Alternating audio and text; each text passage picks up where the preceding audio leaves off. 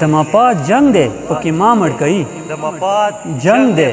ما مړ کوي راویښ مې نه کړي خو بیاولی ښه یم د مفاد جنگ دی پکې ما مړ کوي راویښ مې نه کړي خو بیاولی ښه یم چې بیا سبا په چغو چغو ژاړم سبا چغو چغو ژاړم لا دې نه نن لږ جړېدلی ښه یم خپلې جونګړې کې مې ځان ته پرېږده خپلې جونګړې کې مې ځان له پرېږده رقیبه بیا دې پېژندلی ښه یم بیا دې پېژندلی ښه یم ښکليه په ځان مه کوه دومره غرور ښکليه په ځان مه کوه نورې مې لوبې په ارمان مه کوه زه صرف ستا نه ستا دیدن غواړمه زه صرف ستا نه ستا دیدن غواړمه په ما جانانه بدګمان مه کوه اے طلبگار اول فکر کوا اے طلبگار اول فکر کوا پس لتاوانا بیا خفګان مه کوه السلام علیکم ډیرو درنو خوږو کتونکو لیدونکو زموږ په دې پروګرام کې درته ستړي مه شي هرکلی وایم خیلمن یم چې ټول به روغ جوړ وي او د صحت په جمع به وي خوږو کتونکو زه ذیشان کمال یو ځل بیا تاسو سره مخامخ یم په نیو ویډیو کې دا ځل زه موجود یم د پراچینار سیټي کې چې دلته زموږ خوږ مرګلی خوږ ژبی شاعر تکړه شاعر ښاغلی نقاب علي طلبګار سره دی نه نقاب علي طلبګار نه به مو د شاعرۍ په حواله حقه د ژوند په څو پوښتنې کوو نه راځئ ویډیو را سره پوره وګورئ نقاب علي طلبګار صاحب په دې خپرونه کې ته هرکلی او ستړي مه شئ خوشحال اوسئ ذیشان کمال صاحب چې تاسو موږ ته وخت راکړو او مونږ مو غوښتنې وکړي تاسو ډېره مننه ډېره مننه نقاب علي طلبګار صاحب ژوند مې څنګه دی ژوند مې څنګه تېرېږي د الله ډېر فضل و کرم دی چې ژوند ډېر ښه روان دی او انشاءالله امید لرو چې مخکې به ښه وي ډیره مننه طلبګار صاحب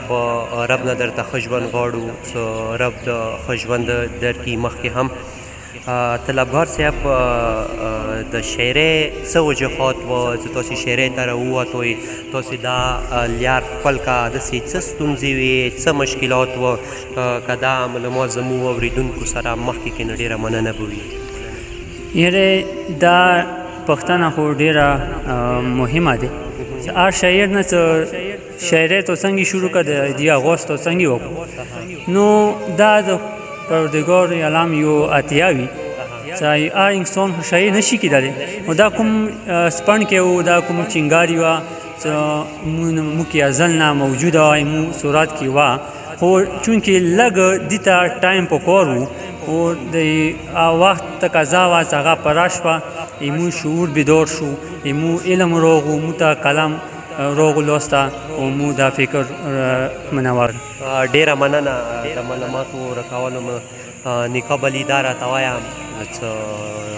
شاعري څومره وخت کېږي چې تاسې شاعري کوئ پښتو ادب کې مې څومره کار کړی دی یعنې ذیشان کمال صاحب تقریبا 100 نه به زیات غزل مو لیکلي وي همداسې نظمونو تعداد هم 20-30 پورې دی او د شاعرۍ آغاز څه دی دا 2009 نه زه د شاعرۍ کوم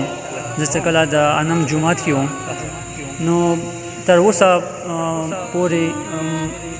د پښتو ادب دپاره لیکل کوو کار د کوو نو دا کوم خدمات دی د خو نړیوال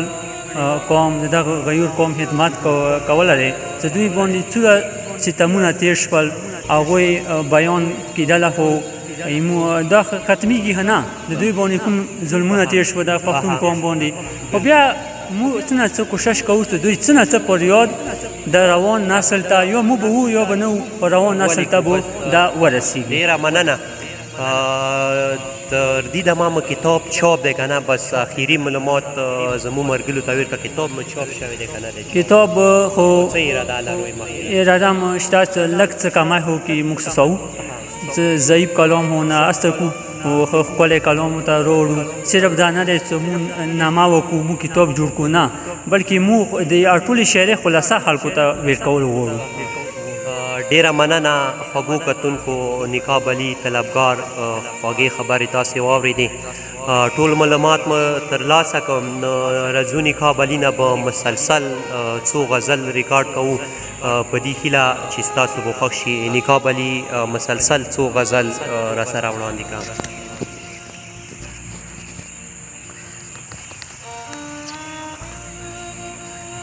باندې یو غزل دی چې وایي زما سترګو نظر کې څه دي وایي زما سترګو نظر کې څه دي زما بیا چیږي په ځیګر کې څه دي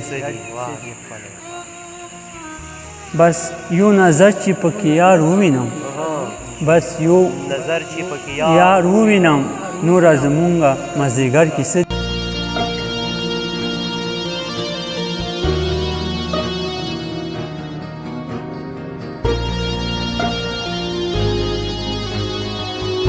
اسلام آباد لاہور ہو امن زید اسلام آباد لاہور ہو امن زید رازوی چلار شو پیښور کې څه دي پیښور کې څه دي ډېر ښکلی د زړه درزانه مې بدن درزیږي د زړه درزانه مې بدن درزیږي د جنان حسن جادوګر کې څه دي تا دې څه طلبګاره پاک الله نه غواړه پاک الله نه غواړه د ګداګیرو په دیدار کې څه دي بل غزل دی چې شون صاحب ډېر ښه پوهېږم خو غلی ښه یم ډېر ښه پوهېږم خو غلی ښه یم ډېر ښه پوهېږم خو غلی ښه یم زه خو مطلب نه رسېدلی ښه یم رسېدلی ښه یم د مفاد جنګ دی پکې ما مړ کوي جنګ دی ما مړ کوي راویښ مه نه کړې خو بیا ولې ښه یم د مفاد جنګ دی پکې ما مړ کوي راویښ مې نه کړې خو بیا ولې ښه یم چې بیا سبا په چغو چغو جاړم سبا چغو چغو جاړم لا دې نه نن لږ جړېدلی ښه یم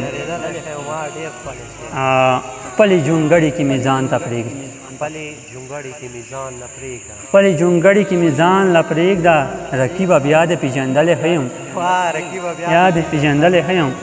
د طلبګار په جنازې مه جاړه په جنازې مه جاړه بې ننګه ستا په سر وژلی ښه یم که اجازت وي اخري یو غزل به سره شریکم په ارمانونو مې زړه سوځي پرې ټاکور نه کېږي زړه سوځي